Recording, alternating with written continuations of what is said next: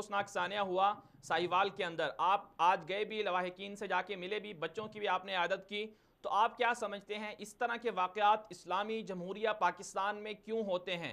کیا پاکستان میں عدالتیں نہیں ہیں؟ کس طرح سے لیسنس دے دیا گیا ہے ان لوگوں کو کہ وہ خود ہی فیصلے کریں اور خود ہی لوگوں کو گولیوں سے مار ڈالیں؟ بسم اللہ الرحمن الرحیم. پاکستان میں اس وقت نظام عدل بالکل مفلوج ہے، اور پولیس کو جس طرح اختیارات دیے گئے ہیں اور جس طرح کارروائیاں یہاں پر ہوتی ہیں، اس سے تو یہ لگتا ہے کہ بالکل ایک جنگل کا معاشرہ بن گیا ہے، جو جہاں چاہیں جیسے چاہیں لوگوں کو قتل کرے، اور رات کا انتظار بھی نہیں کرتے ہیں، دن کے روشنی میں ایسا کرتے ہیں. یہ 24 گھنٹے ہو گئے ہیں لیکن اب تک کوئی مجرم گرفتار نہیں ہوا ہے، بلکہ جو FIR درج کیا ہے وہ بھی نامعلوم ہے. اب سب لوگوں نے دیکھا ہے، ویڈیو موجود ہے، گواہان موجود ہے، لیکن یہ پھر بھی کہتے ہیں کہ یہ نامعلوم ہے. بنیادی وجہ یہی ہے کہ غریب کا بیٹا تھا، اور خس کم جہان پاک کے مستاق ان لوگوں نے اس پہ کوئی رسپانس نہیں دیا. آج ہم ان کے خاندان سے ملے تو بالکل عام لوگ ہیں، ایک دکان پہ کام کرنے والے مزدور لوگ ہیں، خاص کر ان کے چھوٹے بچے اور بچی جو آج بھی اسپتال میں ہیں، وہ جس طرح سہمے تھے اور پریشان تھے.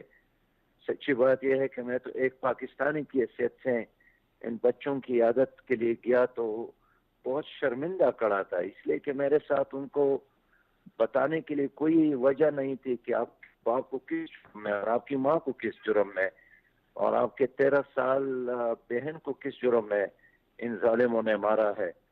تو اور ظلم یہ ہے کہ ان لوگوں نے مدینہ کی اسلامی ریاست کا نام لیا ہے، تو اب لوگ تانا مدینہ اسلامی ریاست کو دیتے ہیں کہ اچھا یہ ہے وہ مدینہ کی اسلامی ریاست.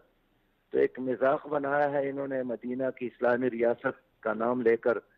اور اب بھی گزشتہ 24 گھنٹوں میں سرکار نے 7 بار اپنا سٹیٹمنٹ تبدیل کی ہے، اور ایک جھوٹ کے بعد دوسرا اور دوسرا جھوٹ کے بعد تیسرا، اور جھوٹ کے پاؤں نہیں ہوتے ہیں. جب لوگ بتاتے ہیں کہ واقعات تو ایسا نہیں تھا، ایسا ہوا، تو پھر یہ ایک اور جھوٹ بناتے ہیں. بہرحال ہم مذمت بھی کرتے ہیں، افسوس کا اظہار بھی کرتے ہیں اس غمزدہ خاندان کے ساتھ. اور آج ہم وہاں گئے تو ہم نے بچوں کے لیے الخدمت فاؤنڈیشن کے طرف سے مفت تعلیم کا اور تعلیم کے تمام تر انتظامات کا اعلان بھی کیا. انشاءاللہ تعالی ہم یہ کریں گے. لیکن میں نے آج حکومت سے یہی مطالبہ کیا کہ اگر آپ اپنی عدالتوں پر اعتماد نہیں کرتے پھر تالا لگا لے. یہ کیا نظام ہے کہ ایک طرف عدالتی موجود ہے اور اینٹی ٹیررزم اور فوجی عدالتیں اور سویلین عدالتیں، اور دوسرے طرف تمہاری پولیس دن کے روشنی میں لوگوں کو اس طرح قتل کرتے ہیں. میں اگر یہ مان بھی لوں کہ یہ مجرم تھے، پہلے تو یہ مجرم نہیں تھے، اس لیے کہ ایک مجرم، ایک دہشت گرد، ایک وہ اس طرح کمانڈر اپنے بچوں کو ساتھ نہیں لے جاتے ہیں.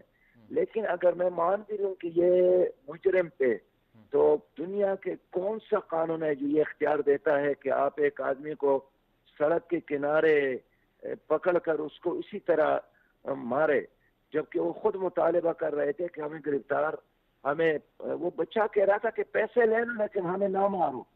تو وہ ہینڈز اپ کرنے کے لیے تیار تھے، اپنے گرفتاری کو پیش کرنے کے لیے تیار تھے، ہر کام کے لیے تیار تھے. لیکن ان ظالموں نے پھر بھی ان کا خون لیا. سر جی اور یہ بالکل، واقعہ پاکستان کے مہذب معاشرے کے دامن پر ایک بہت بدنما داغ بن گیا. سر یہ بھی فرمائیے گا، جیسا کہ کل بھی وزیر اطلاعات فواد چودھری نے کہا کہ انہوں نے بچوں کو استعمال کیا، پہلے کہا جی وہ اغوا کار تھے، بچوں کو اغوا کیا ہوا تھا، پھر آج پنجاب کے وزیر قانون راجہ بشارت کی پریس کانفرنس سامنے آ رہی ہے، پورا CTD کا موقف بیان کیا جاتا ہے کہ جی چونکہ ان کا تعلق دہشت گردی سے تھا اور ذیشان نامی شخص کو جوڑ دیا گیا کہ وہ دہشت گردی سے تھا. تو ایسا کیوں نہیں ہوتا کہ یہ حکومت یہ چاہ لے، پہلے تحقیق تو کر لے اچھی طرح سے کہ کیا ہوا ہے کیا نہیں، اس واقعے کو متنازع بنایا جا رہا ہے. تو اس حوالے سے آپ کیا کہیں گے کہ آپ جیسے سیاسی جماعت ہیں، اصل دیگر میں جماعتوں کے ساتھ مل کے کیا کرنا چاہیے؟ یہ جو اس طرح کے سٹیٹمنٹ ہیں یہ پہلے سے تیار سٹیٹمنٹ پڑے ہیں، صرف اس میں تاریخ، واقع اور نام یہ ڈالتے ہیں، باقی پہلے سے گھسے پٹے الفاظ ان کے ساتھ موجود ہے. اور اس حکومت نے آنے سے پہلے یہی اعلان کیا تھا وزیر اعظم نے کہ میں جھوٹ نہیں بولوں گا، لیکن اب دیکھیے کس طرح ہر گھنٹے کے بعد یہ اپنے موقف کو تبدیل کرتا ہے اور پھر کہتا ہے کہ یو ٹرن لینا بذات خود ایک بہت بڑا فن اور کمال ہے۔ تو خود آج عام پاکستانی بہت زیادہ پریشان ہیں اور لوگ شرمندہ ہے کہ انہوں نے پی ٹی آئی کو ووٹ دیا ہے، افسوس کا اظہار کرتے ہیں، ندامت کا اظہار کرتے ہیں، توبہ اور استغفار کرتے ہیں۔